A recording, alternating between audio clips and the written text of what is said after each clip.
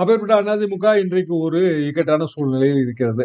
அதை இல்லை என்று மறுக்க முடியாது. பல்வேறு தேர்தல்களிலே தொடர்ந்து தோல்விதான். கட்சிக்குள் பல்வேறு தலைவர்கள் பிரிந்து சென்றிருக்கிறார்கள். எம்ஜிஆர் காலத்திலும் பிரிந்து சென்றிருக்கிறார்கள், ஜெயலலிதா காலத்திலும் பிரிந்து சென்றிருக்கிறார்கள். ஆனால் அவர்கள் மாபெரும் தலைவர்களாக இருந்தார்கள். மக்கள் மத்தியில் தனி செல்வாக்கு. அப்படியான ஒரு செல்வாக்கு திரு எடப்பாடி பழனிசாமி அவர்களுக்கு இருக்கிறதா?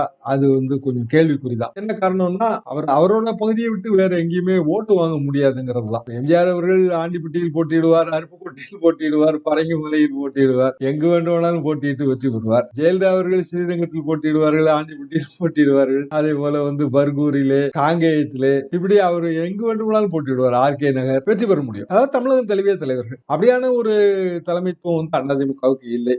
கூட்டு தலைமை தான் சிறந்த வழி, வேறு வழி இல்லை. ஆனால் எடப்பாடி பழனிசாமி அவர்கள் அதற்கு ஒத்துக்கொள்வதாக தெரியவில்லை. பலரும் ஒற்றுமை அழைப்பு விடுக்கிறார்கள். ஆனால் எடப்பாடி அவர்கள் அது ஒத்துக்கொள்ளவில்லை.